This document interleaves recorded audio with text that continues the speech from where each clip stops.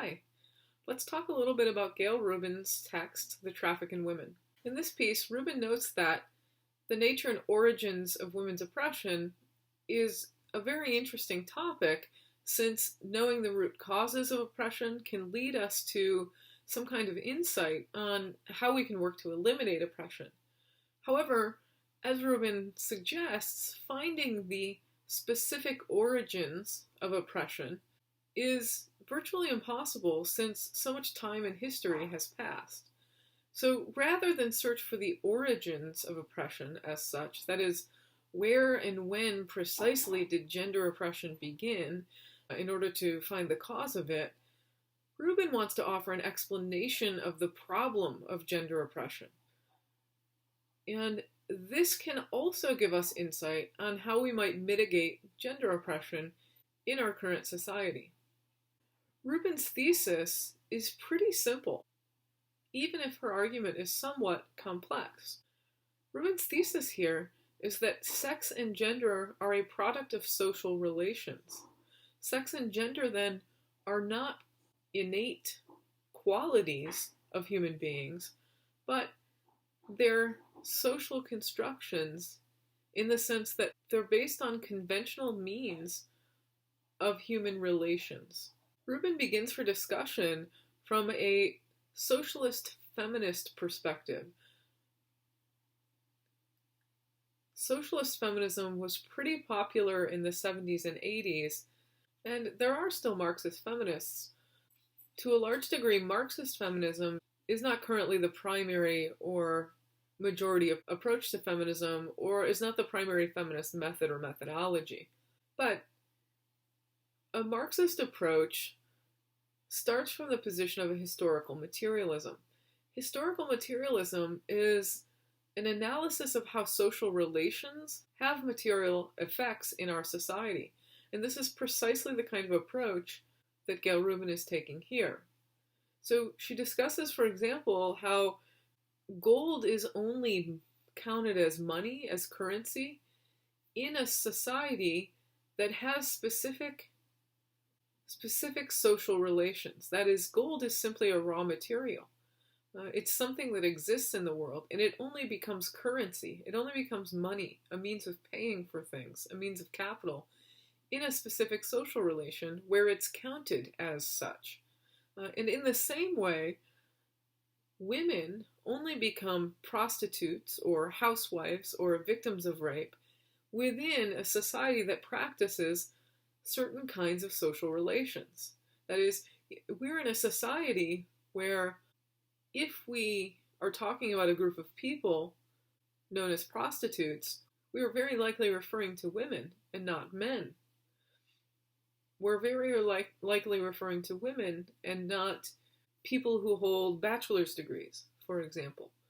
So historical materialism is an approach that shows the ways in which the practices and activities and traditions in our society have material effects. They change the way things are, and the way things are a result of the way in which we relate to each other socially.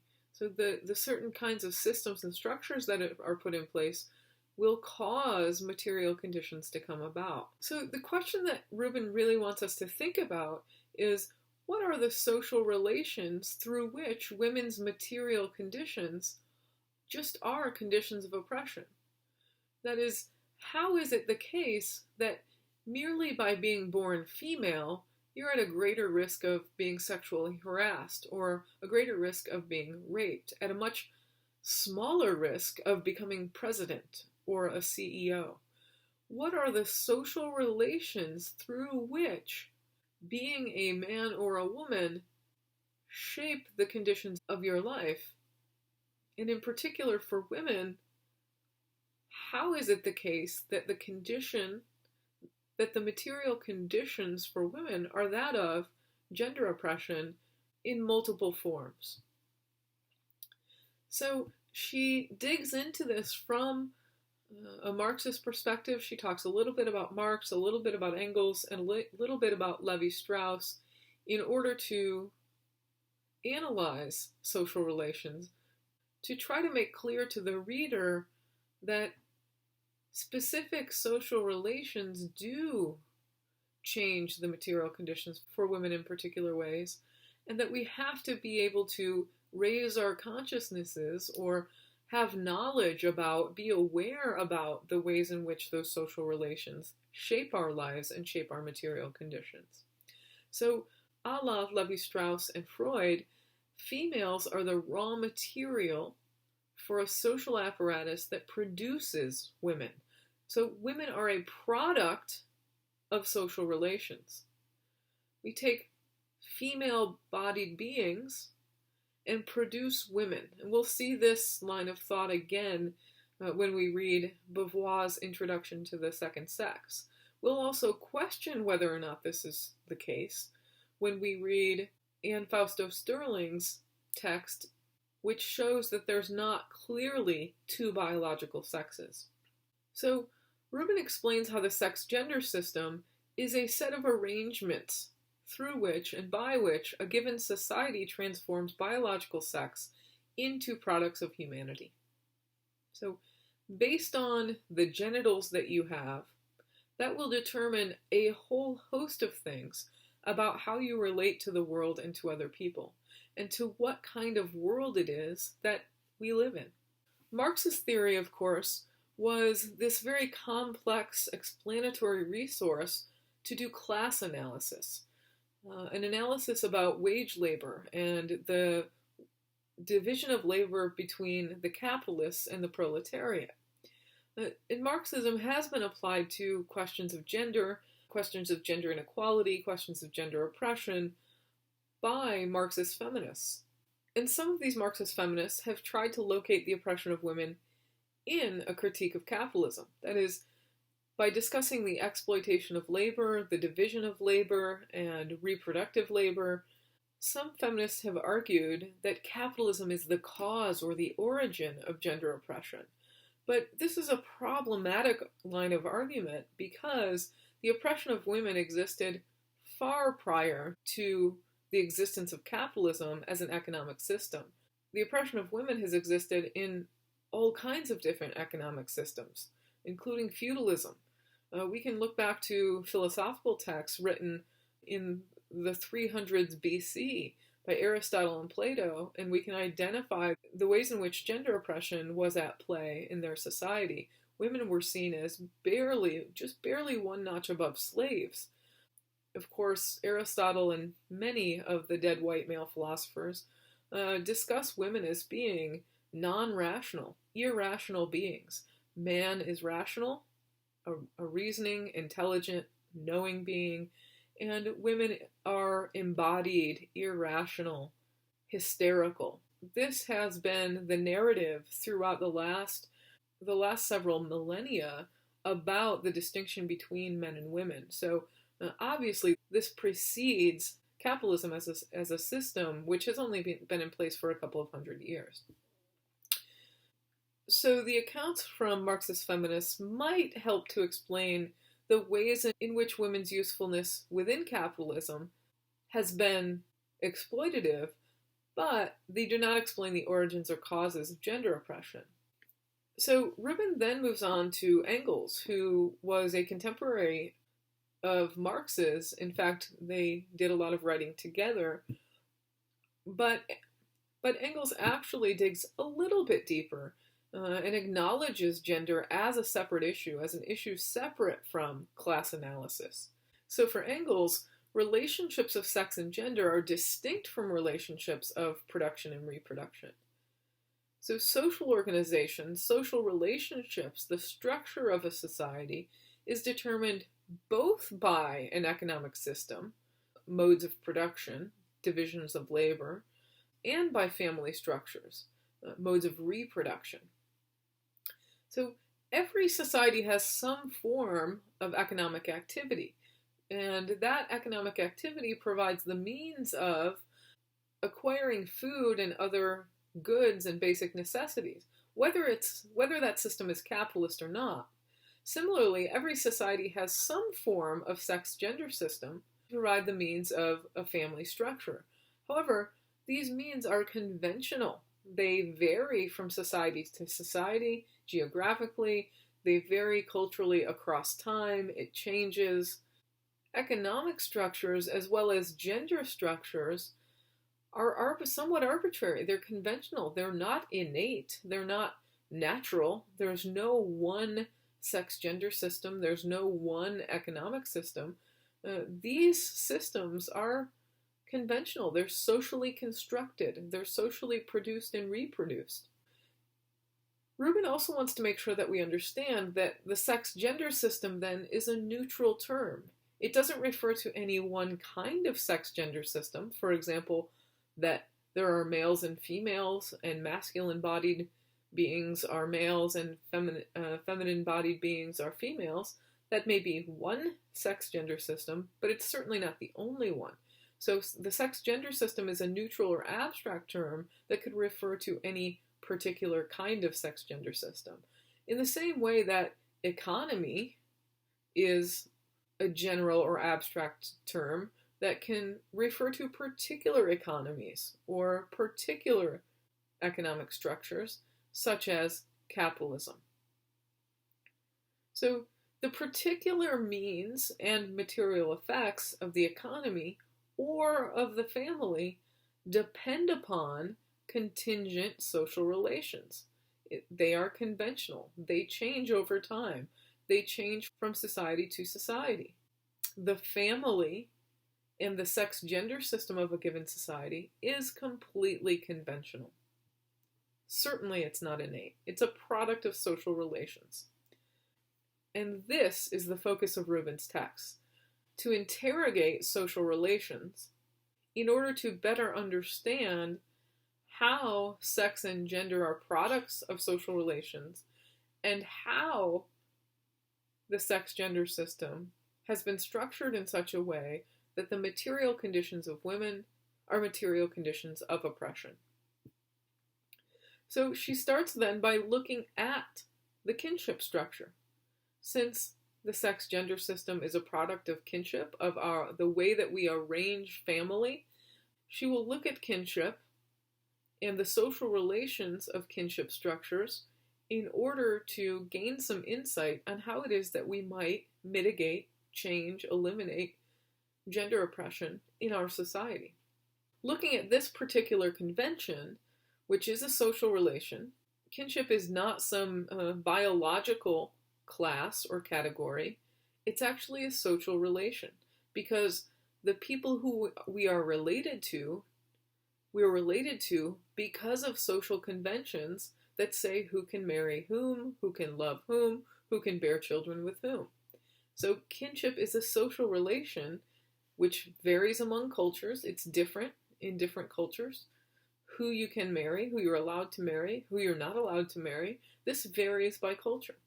And so we can gain some insight into seeing the ways in which these relations produce gender oppression in our society. The kinship system is a social way of organizing a society. It's as fundamental as the language of a given society. Our knowledge is based on language. What we know and what we can do depends upon the language that we have.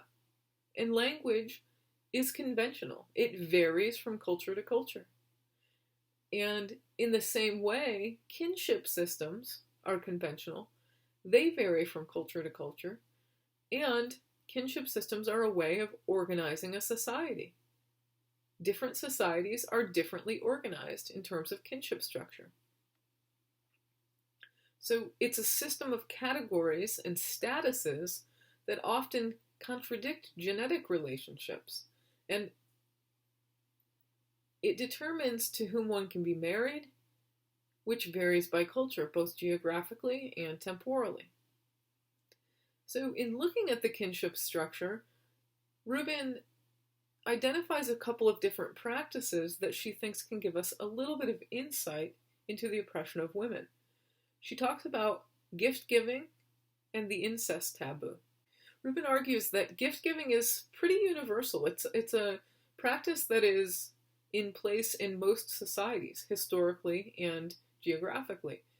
So it's somewhat universal, although the specific customs of gift giving, who gives a gift, for what reason, to whom, what kind of gift is it, these things vary somewhat from culture to culture because it's a conventional practice.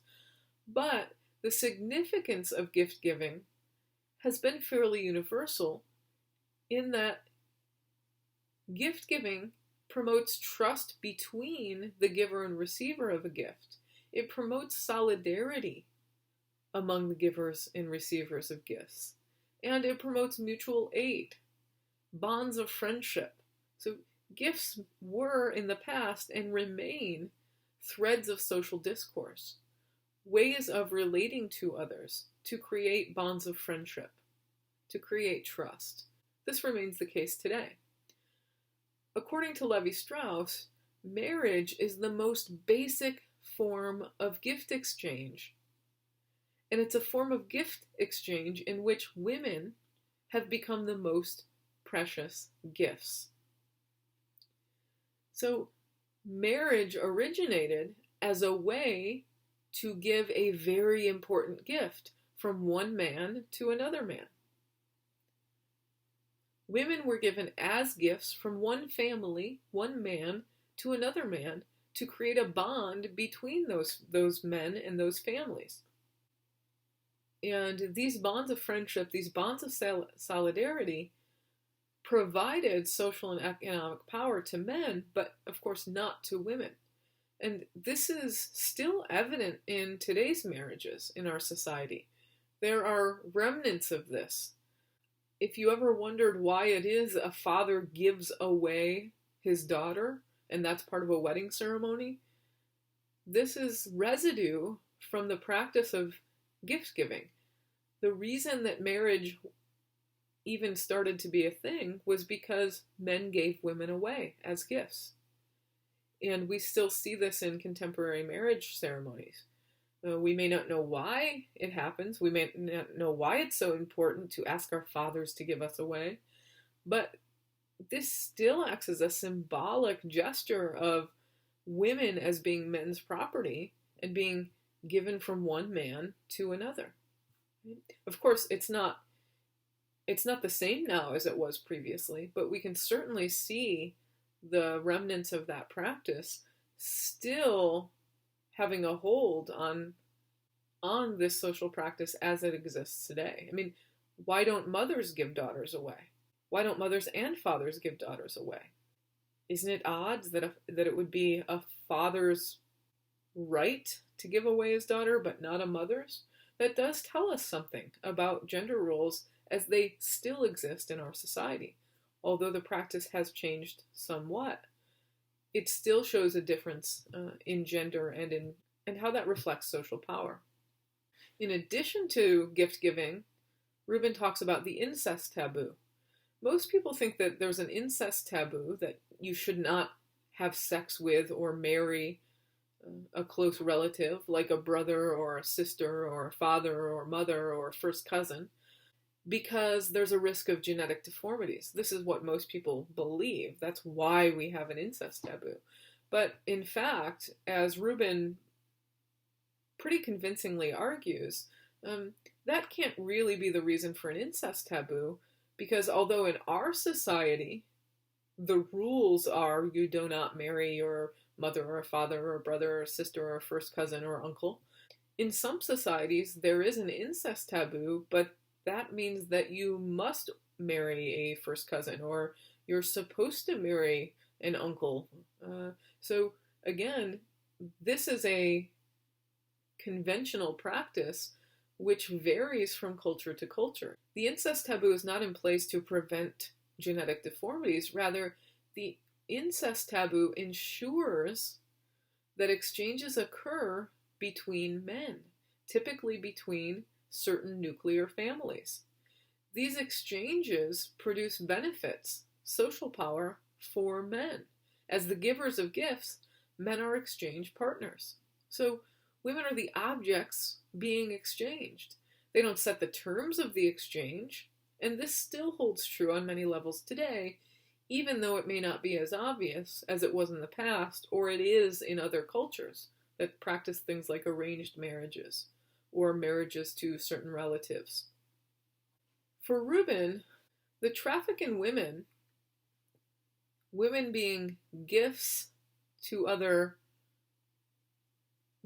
men to other men, as a product of our kinship structure, as a product of our social organization, as a product of the social organization of relations among men in our society, this traffic in women places the oppression of women within social systems rather than in biology. So it's not that women simply are inferior beings, that their brains are smaller, or they are weaker, or they're not as rational. That is not the cause of gender oppression.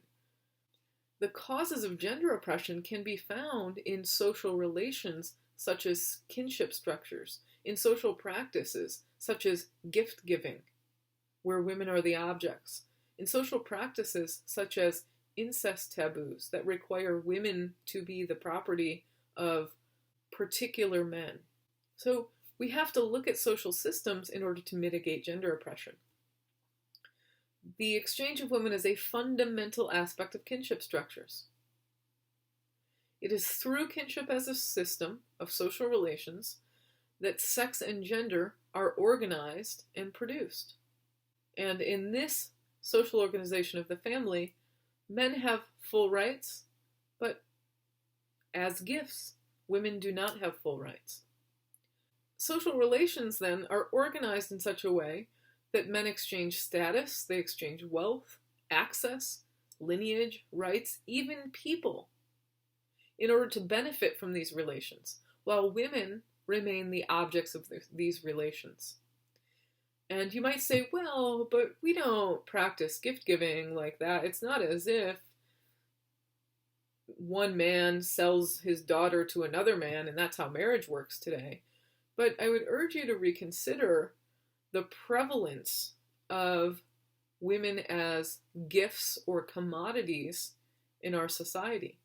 And we will think about this a little more with respect to sex trafficking as such, as it currently is practiced today in our country and around the world. It's a huge, huge market in which women are exchanged by men to other men for the benefit of men.